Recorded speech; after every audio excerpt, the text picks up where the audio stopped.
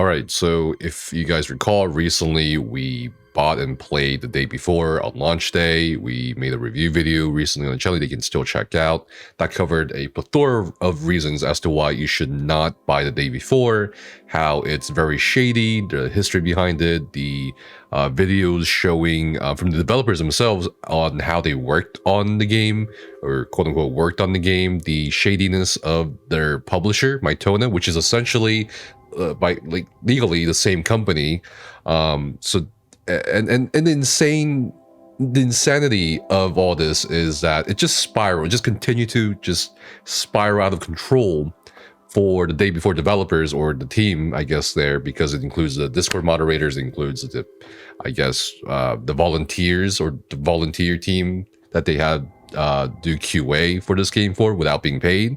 It just kept getting worse. I was in the Discord server for the day before, and man, it was basically the wild west. A lot of people just coming in and saying this game is doo-doo, this is a scam. Other people kind of defending it, and I didn't really understand that. I kind of get it on the level of like, I paid this game, it's not what it was advertised as, it's really bad still, but I have high hopes for it, it's early access, so you know, whatever, right? And unfortunately, I feel like people just want to be right, and I don't know if that's like a healthy thing for today's gaming, where obviously, yes, there are some really cool concepts, there are really some cool games or development updates for a game that you are following closely, and that sounds great, but this isn't the first time that a game has turned out to be a scam at all. So it's interesting and wild that people were spending so much on the day before, despite the reviews, despite the gameplay footage, despite the warnings, despite the red flags being shown. But and what was really interesting to me in the Discord server was there were no developers. Like, there was one guy who was from the development team, and another guy who was tagged as a developer but wasn't really a developer. He was more like the head of the moderator team, and the moderators did not do a very good job. I mean, and you know, I can't really blame them for it. You know, slurs galore, because it's like there's so many people typing at the same time every minute of every day in the 4 days leading up to their studio shutting down, apparently. And we'll cover over that, and it just gets worse. And one of the moderators interestingly said, guys, new update is coming soon, they are working very hard right now. And there was a whole duplication issue, because every time you died in the game, you would get 500 Woodbury dollars. And of course, people took advantage of that, and there was no server wipe for it until apparently the developers figured out a solution for it before they did the server wipe. And this moderator, despite the other moderators telling people that they have no idea what the developers were doing, somehow knew. And they even said the next update is going to include FPS stabilization, optimizations, bug fixes, crash problems, and more. And a lot of people didn't believe that, and I think a lot of people wanted to give it a chance. And not even the full 4 days after, right? Fntastic, the developer studios, and by the way, the subreddit for the game changed their image to like a clown the day before, which is great. I think it's great that people who are looking forward to the game, who felt betrayed by the game being a scam, is just also kind of making fun of it. But anyway, they said, today we announced the closure of Fntastic Studio. Unfortunately, the day before has failed financially, and we lack the funds to continue. All income received is being used to pay off debts to our partners. We invested all our efforts, resources, and man-hours into the development of the day before, which was our first huge game.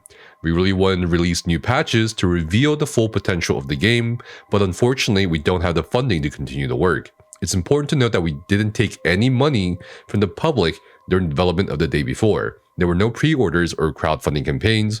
We worked tirelessly for 5 years, pouring our blood, sweat, and tears into the game. At the moment, the future of the day before and Prop Night, which is another game they have, is unknown, but the servers will remain operational. We apologize if we didn't meet your expectations. We did everything within our power, but unfortunately, we miscalculated our capabilities. Creating games is an incredibly challenging endeavor.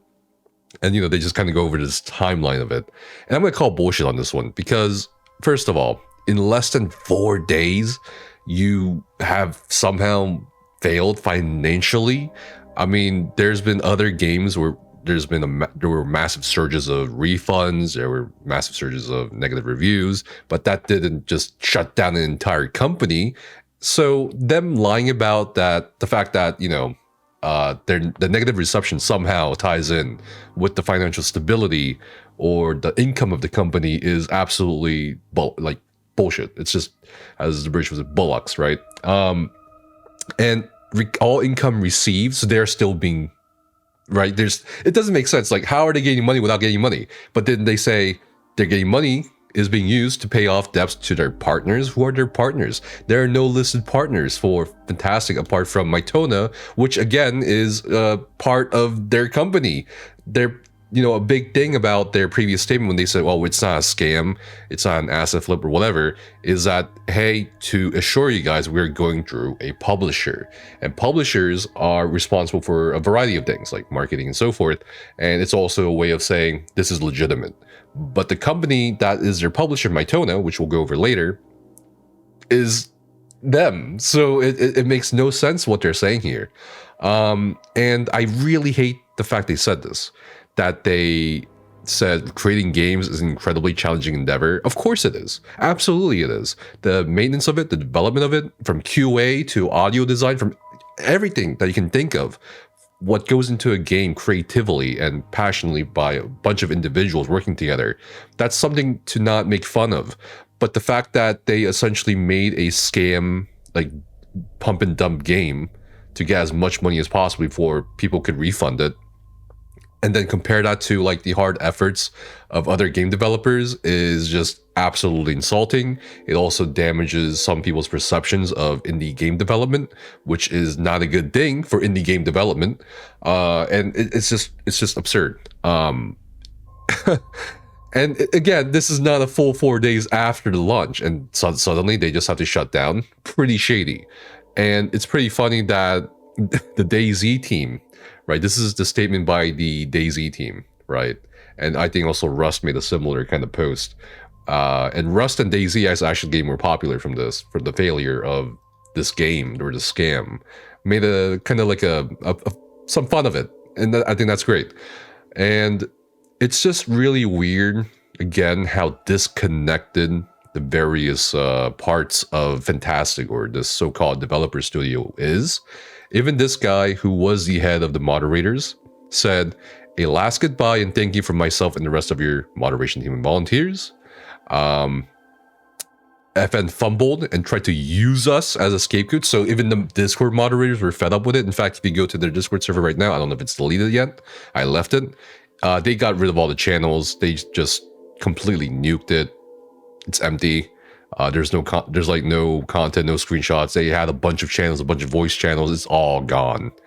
And the moderators essentially also revolted.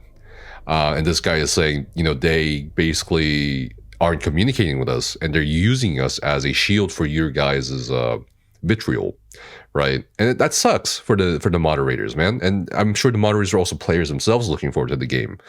And they make the refund a guide as well. And this guy's the same guy who also said that it wouldn't be like an extraction shooter.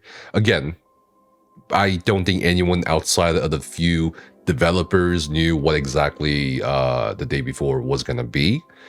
And I'm sure there was everyone's just feeling really bad. And the guy, I think it was a studio director or CEO or whatever of Fntastic, he nuked his own Twitter profile. He got rid of it. Eduard Gotovzev, he got rid of his Twitter account. He got rid of his LinkedIn. There's a content creator by the name of Nick Calandra. He's been keeping track of what Fntastic is doing after they close down. And it seems that they are going to be reverting their name from Fntastic to potentially 8 points, but I'm not sure if that's the thing. It also says here that they changed their name originally from 8 points to Fntastic after they failed making that game. And the game in question was a Kickstarter game, The Wild 8, which raised $60,000. and the rights to that game was sold to a different game publisher outside of their jurisdiction called Hype Train Digital. It's insane that there are so many like red flags coming out before and after the game release. And Nick has also been tracking their YouTube channel. Their YouTube channel, by the way, got rid of the trailers and gameplay videos that showed what the game was supposed to be or was advertised to be before they completely got rid of the YouTube channel videos. Now it's just completely empty. It's all gone. So yeah, it's crazy. They even apparently got rid of their Medium posts about what it meant to be a volunteer at Fntastic. And in my video, they go over what a volunteer is, and it's really sketchy stuff. They're like talking about, they're not mentioning pay or anything, they're just like talking about the philosophy of being a volunteer. And that in itself was like huge red flag to me. And of course, the same guy we were talking about earlier, he got rid of his LinkedIn profile. And I love how the bio says, "in search of myself." You can't make this up. You just can't make this up. You just can't. It's hilarious. It's tragic, but it's also funny. Like, you know, and the Fntastic account is not helping things at all, right? And man, like, people were following. I mean, video game journalists I know, and Jeff Kiley. Sorry, God, I always forget to pronounce that name. Kiley.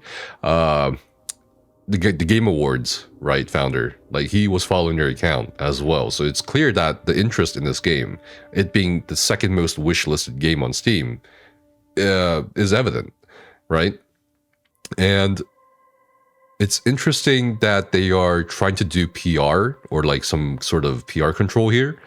They said, "Answer to those who ask for a refund. Mytona and we are currently working with Steam to allow refunds for any player who chooses to request one regardless of game time."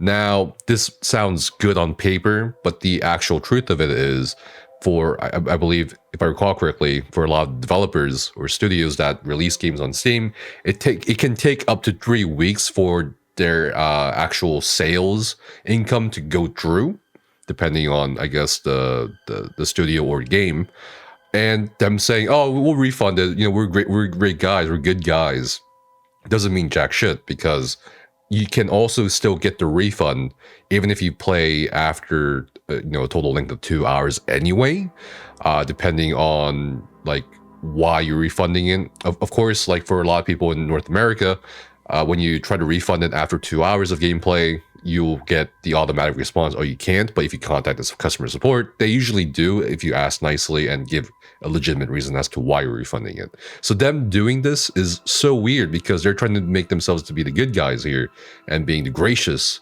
developer studios that is offering refunds, where in reality, first, you can get a refund anyway without their help. And then they said, again, that they're closing. Rumors suggesting that we have changed their name are not true. Cool, whatever.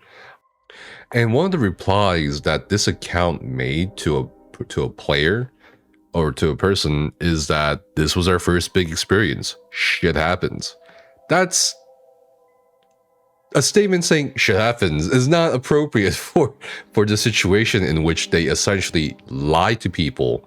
And you might be wondering, well, why did they lie? Why are they doing the scam? Well, I mean, look at some of the analytics here, right? They sold over 350,000 copies. And the revenue alone from that, without considering any other things like, for example, Steam fees and such, is over $12 million. Right? I think it's just crazy that they even attempted to do this. I think it's crazy that they are trying to do some sort of PR control for a lost cause. I think it's crazy that people are still defending it. I mean, it's very clear that whatever is associated with Fntastic or Mytona or any of this is just a scam. But again, I understand why people were so passionate about trying to say, "Oh, it's early access. Oh, you know, you guys are making too much of a big fuss out of it. Oh, DayZ was bad at the start too. Oh, Rust was bad at the start too." And it's just different red flags. It's just different things. It's just different symptoms that just kind of should clue you in the future on trusting, essentially, again, what are strangers on the internet. So it's pretty funny how this has completely gone worse. and I think it should be a lesson we definitely should remember for the future of our games, I guess.